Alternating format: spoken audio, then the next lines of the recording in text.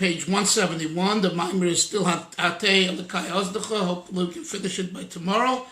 Page the new paragraph. However, the Karev Zoyse Laseichel, to bring these ideas of that we've been discussing. Ilav Ola Yesh Miayin, God being omnipotent, God being in the world, not outside, the idea that heaven is no closer than earth to Hashem, all of those ideas that Rebbe says, to be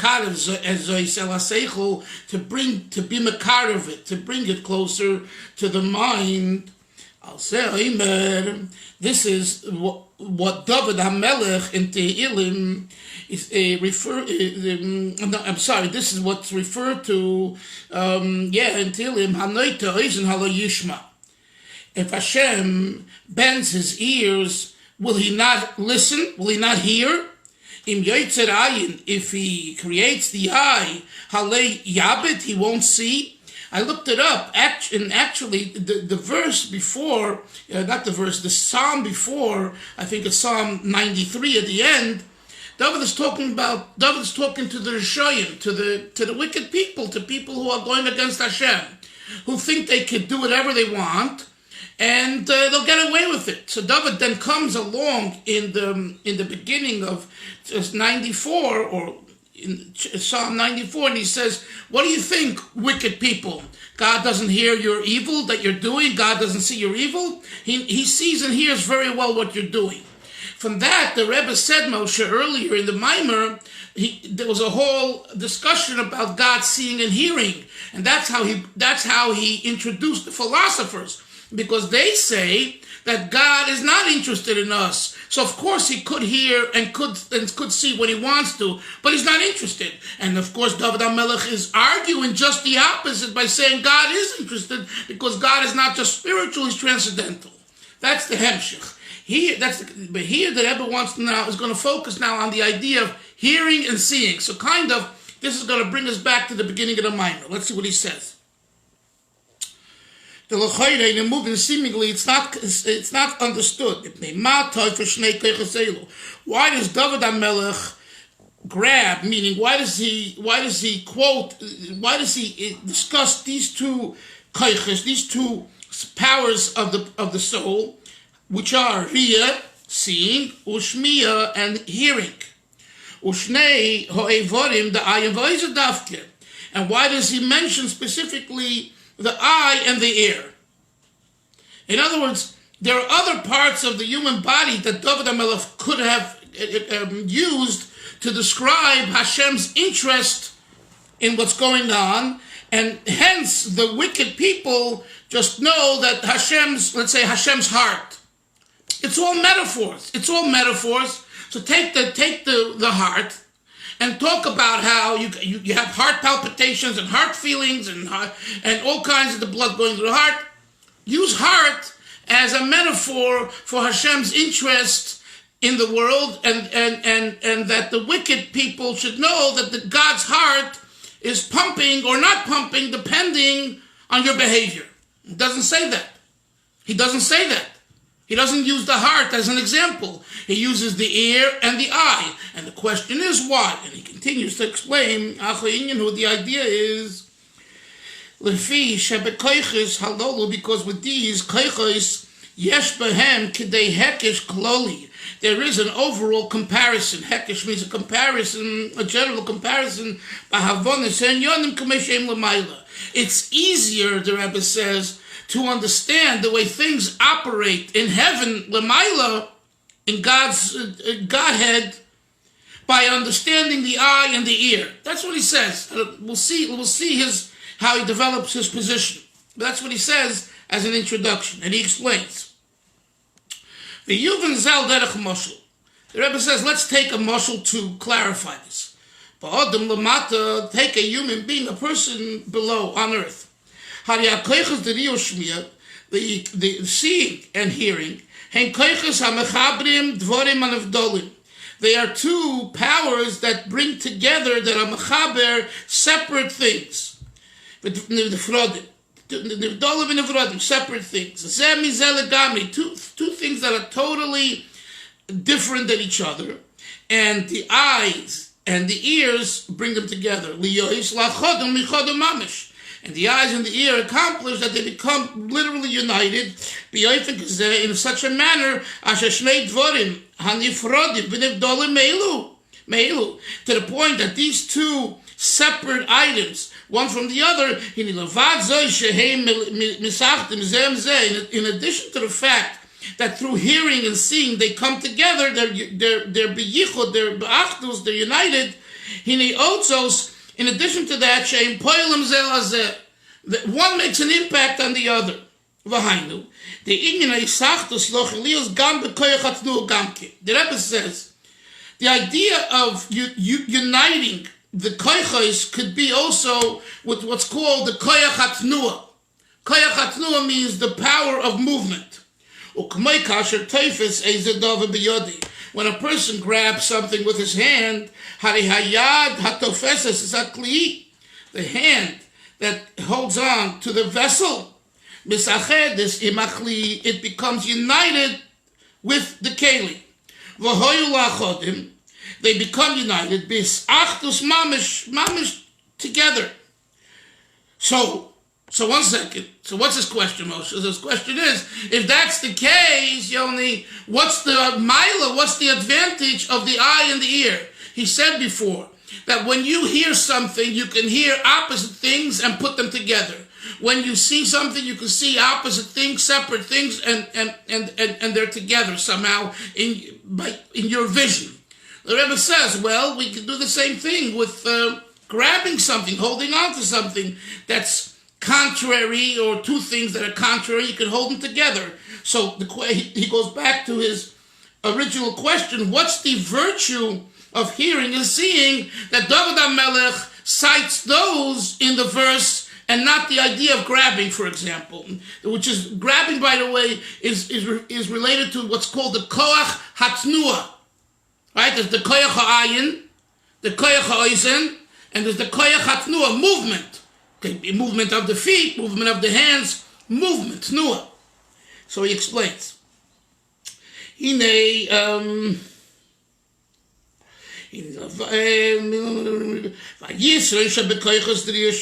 advantage that seeing and hearing have, in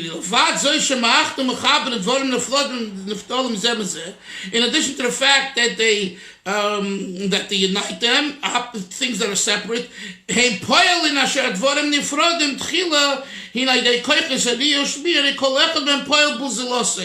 the differences and the advantages that seeing and hearing impacts the issues that's being seen and heard, that they themselves impact one on the other. Each one has an impact on the other. And he gives a mashal to this. When a person sees a wall, or heaven, or a stone, a brick, or a picture, whatever it is,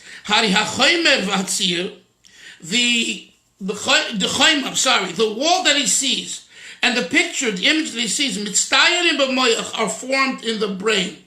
And he knows it, and it's engraved in his brain. He remembers the wall that he saw and the picture that he saw. It remains with him even when he walks away. When Moshe is drawing something, he leaves his office or his home office, whatever, he goes out, the picture's still in his mind. The Hagam Shor Heaven, and again, he said it about a brick, and the Hagam Shor Heaven, Eine Be'erech Milas, top of 172, next page, Hodem Klal. You can't compare the brick or the picture or the wall to man, to the person. Why not? The Evan, the stone is inanimate. For Adam Medaber, and it is from the species called the speaking species. Remember, we spoke about only the 4 species: inanimate, vegetation, living animals, and speaking humans. So what he sees is a wall and a brick that's inanimate. Who's seeing it? The human, the person. So one comes from the species of of daimim, inanimate, and the person seeing the wall and seeing the brick and seeing the picture is a human. So the species, the domains, are at two polar opposites. One's number 1 and one's number 4, right? So the Rebbe says,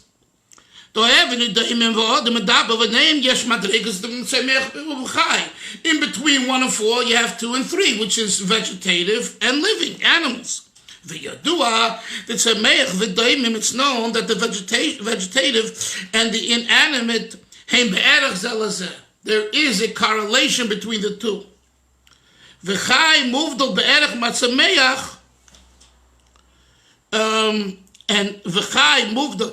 And the living, the animal, is separate in a relatable way from the vegetation.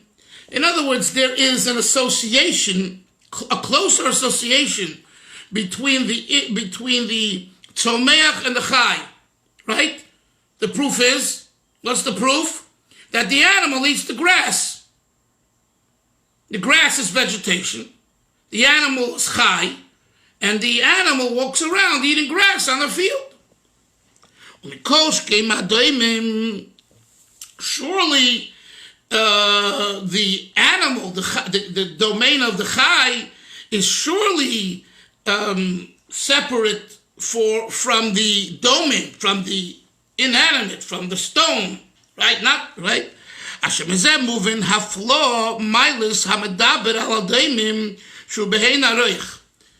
Now, this explains to us, says the Rebbe, that the difference between the two, number 1 and number 4, the inanimate and the living and the human species, is not be'erech, it's be'ein aroch. Right? Be'erech means there is an association. They're different, you understand? But there's still a relationship. When it comes to the human and the inanimate, it's ein arich. There is no erich. Ukenal, as we said earlier, the bahadoimim, that in the inanimate, hagam sheyesh by nefesh, we discussed earlier in the Maamar, it does have a soul as well. Aval gufay shehu hachaymer. But nevertheless, the body of the inanimate, which is it's materialistic, material, mechase legamri, completely covers over al nafshay, on the soul of the inanimate. So when you look at a stone, you don't see its soul. You see the heaviness of the rock, the coarseness of the rock. So the chaymer, which is of the rock, hides the soul in the rock. Loi came by Tzemeach, look into the Maamar, guys, not so do we find by the vegetation that nafshay nikeres yoyse mikmoy shenika badoimim. The soul within the vegetation is more recognizable than it is in the inanimate. Why? Because you see it moving, you see it growing. You see the grass is this short, and now it gets taller and taller, and a tree grows. So there is more observable recognition of life force within the physical tree. The physical tree doesn't hide as much the soul within the tree as the rock hides the soul within the rock. Because the rock, if you don't move it, it's staying there and not moving at all, unless the wind blows it. But in itself is heavy and remains where it is. When it comes to a tree, even if you don't go next to the tree grows, and go to a forest. You'll see what I mean. So this is what the Rebbe says. V'hainu, the gufei hachomri hine etzem chomroi eine mechasa klal kach al nafshe. The material matter of the vegetative is not as coarse as the material matter of the inanimate, and hence it doesn't cover as much the soul within it. And the Rebbe says this idea is even more so in the living kingdom, animals. The the soul that makes the animal be chai, alive, right? Nikeres, Yosef is more recognizable. V'gam sholetes b'mida yadu al chaymer gufay, and in a way, the soul of the animal, in a certain way, b'mida yadua, it dominates over the chomer, the material body of the animal, and that's why, the Ramban says that certain animals that are not kosher, if you look at what they are, you understand why they're not kosher, because they have, let's say, a nature of being cruel. So the cruelty, which is kind of the soul of the animal, dominates the physical body of the animal, that the animal then is a cruel animal. The cruelty is not coming from the physical body of the physical body of this animal and that animal are the same. What's the difference in their tendencies? Let's say a chatul, either a cat or an ant. The Gemara says we learn, I think, tznius from a chatul, right? From a cat, right? Isn't that a Gemara? That it what? It covers its action. Right, exactly. So that midah, where does it come from? What, from the body of the cat? No. It's coming from the inner drive of the cat, meaning the soul of the cat. And by the way, this would be an argument to those that have pets and things like that. And I'm not here saying you should have your dogs. I know that's a big issue in Bet Shemesh, people with dogs. I'm not going there now. But I'm just saying, this idea, I've been to homes of Chasidus and frum people and all that, they have many times fish. There are certain animals and certain species of the living species that are more sensitive. And they could, their soul is more sensitive, and hence their behavior is more sensitive, and it can maybe bring to you, a more sensitive type of behavior. But that's another discussion. The reason I mentioned that is because we see clearly from the Gemara that you learn midos from the animals, both good and bad. And why is that? Because the nefesh of the animal is either driven this way or that way. So what do we see? That the chomer, the physical material makeup of the animal is controlled by the soul of the animal. And hence the difference in the actual behavior of the physical animal. The difference between the vegetative world and the living species, it is in the fact that it is that the tzomeach, the vegetative, in its ultimate advantage, hirak yoifi gufoni hamesyaches and milas aguf bilvad. It is a physical beauty that relates to the body of the vegetation itself. It doesn't denote the virtues of the soul within the vegetation. So, for example, like we spoke yesterday about the beautiful Japanese garden. You have beautiful trees and all of that, right? Nevertheless, as nice as they are, its niceness, its beauty, tells you about what? The physical tree.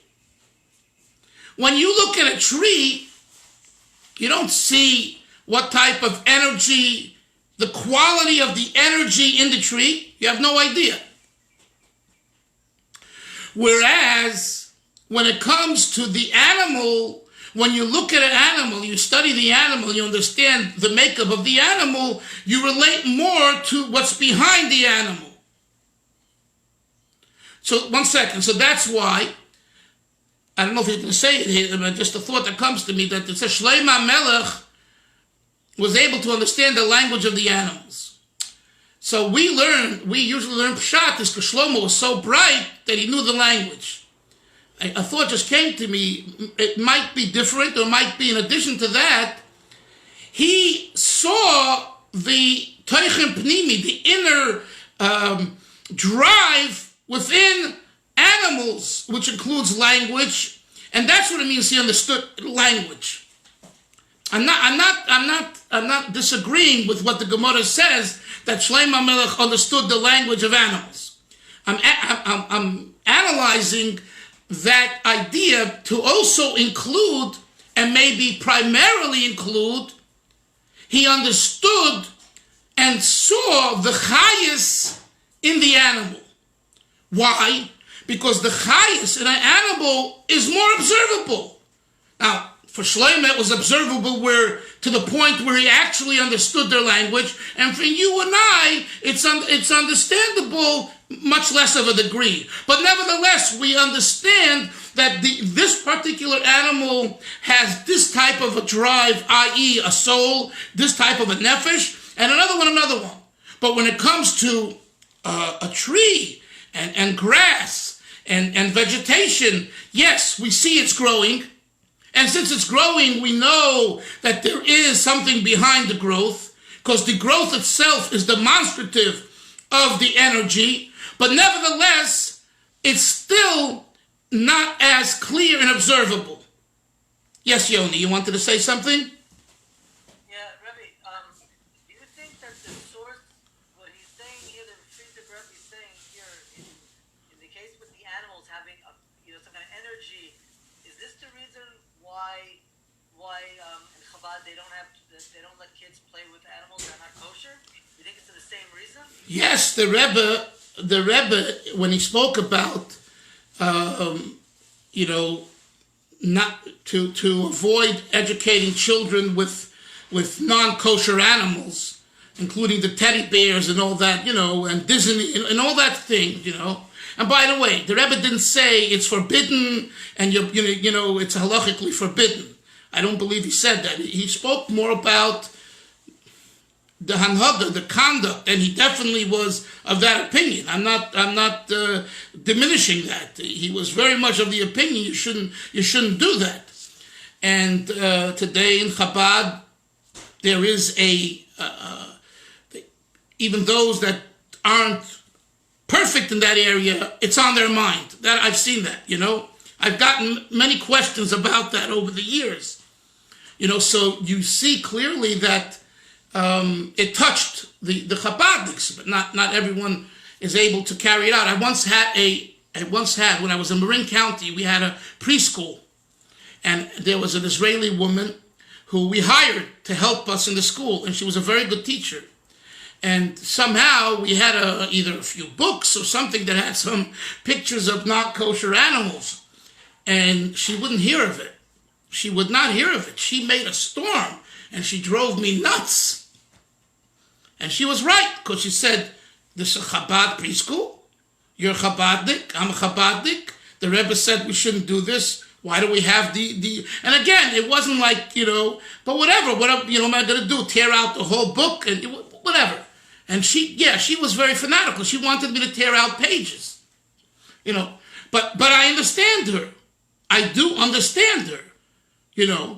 So, but going back to your point that you just asked, which I'm glad you did because we never really discussed it, it is, when I remember when the Rebbe spoke about it, he brought, I think, that Ramban that I quoted earlier, that the animal is driven by the soul, the energy, and there are certain good midos and certain bad midos. And when you look at a pig in a little booklet, there's one message and one energy. And when you look at an eagle, it's another energy.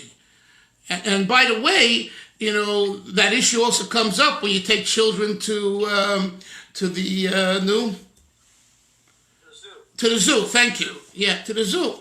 Again, everything has to be done with common sense. Don't throw a fit in the middle of the zoo if your kid is running over to the pigs. Okay. Don't become meshuggah. Don't make a scene over there because a chilul Hashem is worse than anything. Gradually, walk over to another place. You know what I'm saying? So this applies to a zoo too, not just to the little books. And I don't believe, I think about it now, I don't remember if the Rebbe addressed this idea of, well, if you want to be educated, if you're never going to see a pig, how are you going to know what a pig is? You know what I'm saying? The Torah says about a pig, so you want to show, I don't think the Rebbe meant that. You understand, there's a difference. I don't know if my explanation is a good one or correct or makes sense. In other words, how do you discern between what the Rebbe suggested for chinuch and an education as a knowledge that there is all kinds of animals, and including a pig, including a raven, including a lion?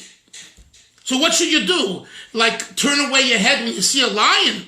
I don't believe that's what he meant. I don't think that's what he meant. No. He meant in a school, when you're educating, or at home when you're reading a book to your kids, or you're putting them to sleep with a doll, it should be, or a stuffed doll, whatever, it should be of a kosher animal or something like that. I think there's you know what I'm saying? There's a fine line between complete, shut your eyes, turn your head. You're seeing a dog in the street, turn your head. No, we're not talking about that. You don't have to turn your head when you see a dog in the street. Although it is brought, it is brought in Shulchan Aruch, that it is brought in Shulchan Aruch that a woman, after she comes out of the mikveh, should, if she sees an animal, a non-kosher animal, I think it even says that she go back to the mikveh. Do you know that? Never heard that. Again, I'm not sure if it's a halacha or just a suggestion. I learned it years ago. I'll have to re-look at it, or it says maybe the first one she should see is a human being. That's what I'm saying. Anyway, I'm just saying we find ideas in our teachings that deal with what our eyes see of a kosher nature, of a non-kosher nature. I mean, the whole idea. We have to go further, but the whole idea of watch your eyes, guard your eyes. That whole idea doesn't apply only not to see inappropriate tznius issues, etc. It applies to these issues as well. But everything with a calmness and a sensitivity. So although this teacher of mine was very extreme, I know where she was coming from, and in essence, she was right. Okay, but how do you implement that? Needs to be dealt with in a way that is, you can argue. My daughter in Tel Aviv opened a preschool, right? So yesterday she sent us a video, and I was looking. Most of the people, the women, are not dressed tznius.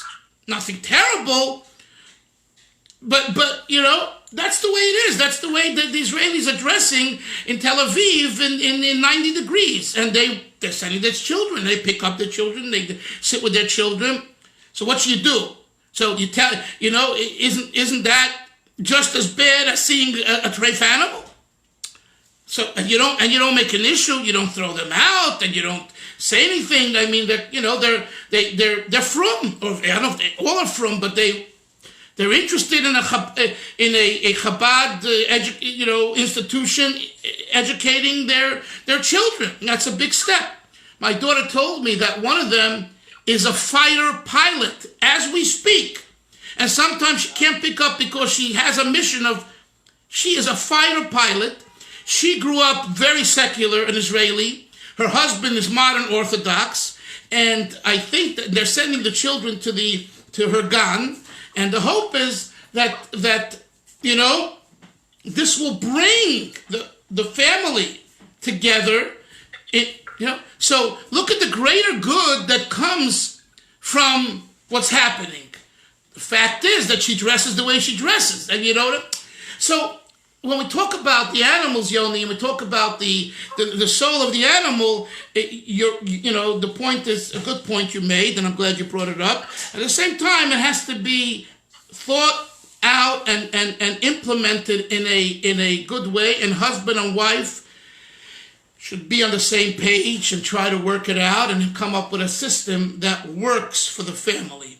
But overall, what you said is correct. The Rebbe had that shita, and I find it to be, it's interesting because the Rebbe said so many things, and some things, just by nature fall to the side, you know what I mean?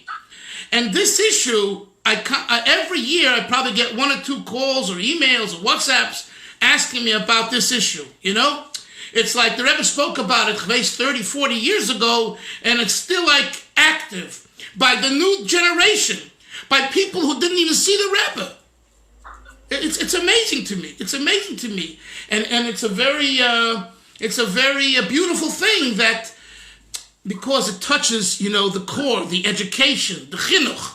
So a young new married couple, to them, this is very real. You know what I'm saying? How am I going to bring up my kids?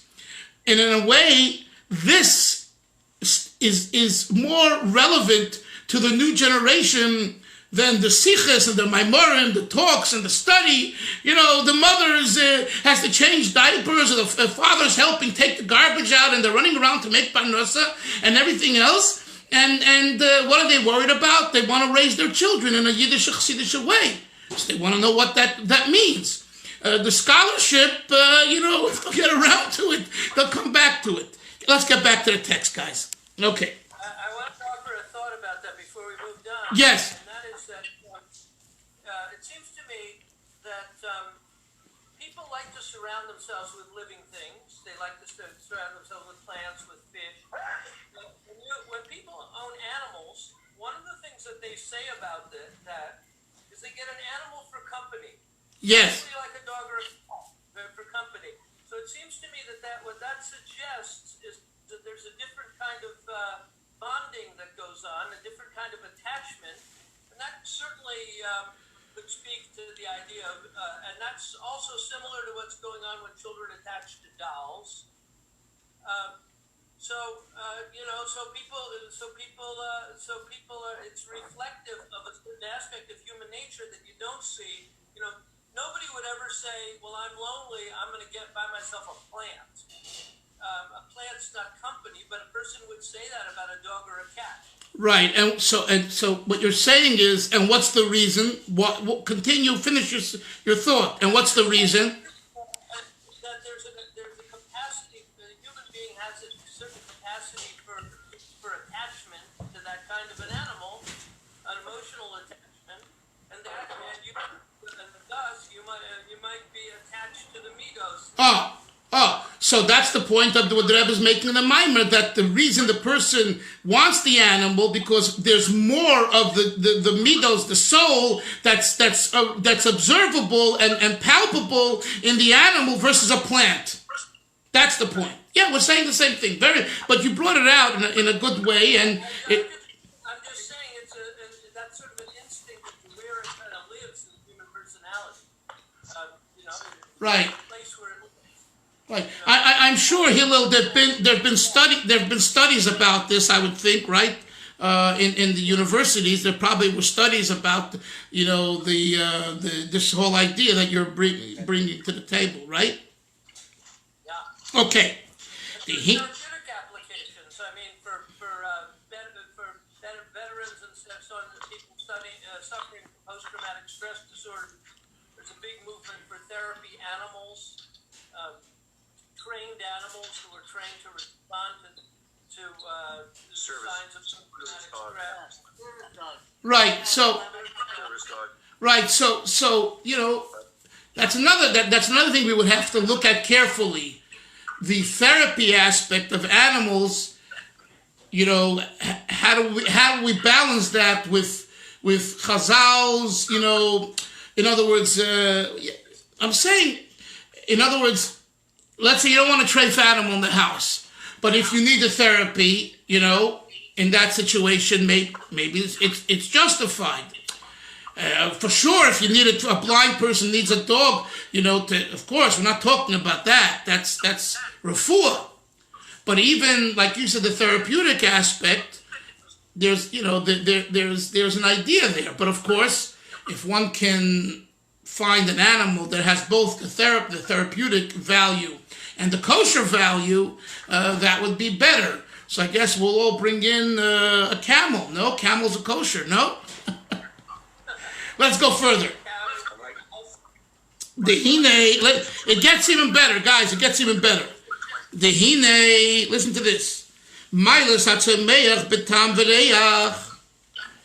What is, after all, now we're going to talk about the vegetative life, the virtue of the tzomeach.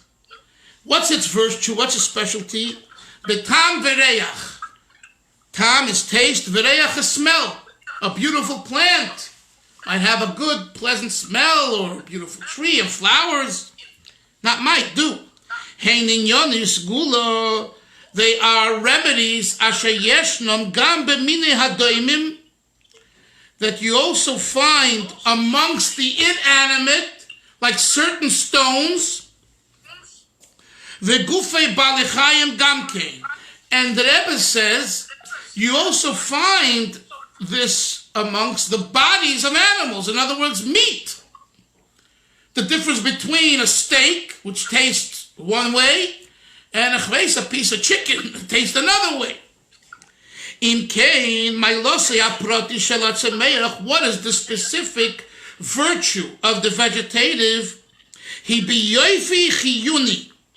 It is in its beauty of chayas, of energy. Can someone please turn off your there's a little noise, mute your thing. Shehi maila gufonis hanoite yoisera mailas hadaimimim. The beauty aspect of the tzomeach points to the virtue, maila gufonis, the physical virtue that is drawn more to the advantage and virtue of the inanimate. Let me just finish the thought and I'll explain.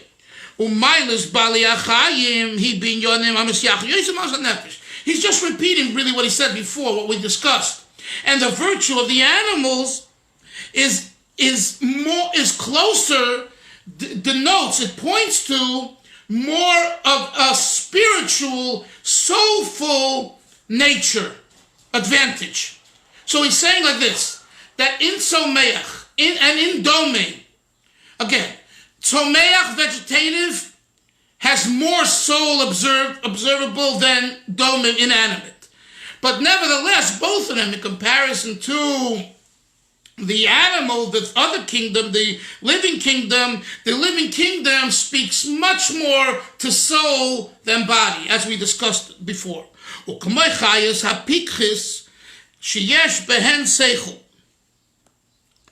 Take, for example, the virtue of cleverness.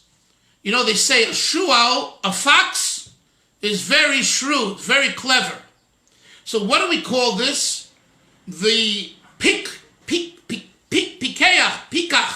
or the plural pikchus. So he says, take, for example, the energy of pikchus that denotes that there is seichel there is some intelligence. Seichel, intellect, overall denotes the soul. It denotes the spirit. And even though the intellect of animals is an acquired one, and he quotes Yeshaya Navi, we say it in the Torah, the ox knows its master. The chamer avos ba'olav, and chamer, the donkey that's in the avos, with the, it eats and all that with the ba'olav, still knows its boss. Mikol makom, nevertheless, harizeh divrei teichecha lemina medaber. This verse is speaking to us, the human, and telling us, hey, even the animal knows its master. So you, human being, how could you behave like etc. if you have a boss, that's the context in Yeshaya, right? So the Rebbe says, what the Rebbe is saying is that this verse is not indicative that the animal is Mr. Freud or Mr. Einstein, has a seichel that is, tremendous and pure. No, it's what we call, guys, seichel hanikna, an acquired seichel. What does that mean? In order to justify its behavior, it acquires justification, i.e. intelligence. So its intelligence, Yonason, is an adopted one, an added intelligence. It's not an inherent intelligence as a human being has. But when the Yeshaya, in the name of Hashem, is scolding the Yidden, this is the Haftarah, remember, I think, Parshas Chazayin, right? We're in the 3 weeks, and he's telling us to wake up and do tshuva. So he refers back to say, even the little acquired intelligence that the animal has, including sharpness and cleverness, like the fox, it's still it's still an acquired one. Nevertheless, the animal is behaving and knows its master, and you human who have pure intellect, you're acting inappropriate. So shape up and do tshuva. The Isa Bikorim, we have in the Ikorim is the Maamar Gimel Perek Aleph, Ki Odom Etzad Mailas HaSeichel Shaboy, that the human being, because of his intelligence, tzarach lahaker ha'mailas va'yisroinus ha'tiviyim sheyesh le'mocholecha v'echem na'nabroim. He has to recognize the advantages, the natural advantages that every single creature has. V'chol in yeshodem b'raya be'echad ha'bruim tzarach lo'yze b'chochba v'das b'nyonim mailas odom. Whatever a man sees, and whatever he sees in any other species and domain, has to add chochma and das, wisdom, to man. What we observe in other domains is for us to learn from. And with this, the Ikrim explains, Maamar Rabbi Seidu Razal, Maamar Rabchia, my Dechsiv. We'll stop over here. We'll stop right here, and tomorrow we'll continue. Seid gesund, everyone. Have a good day, and make sure your own animal within you is tamed, and just take the good from that animal inside, the passion, and use it to help others and help Hashem and bring Mashiach. Take care.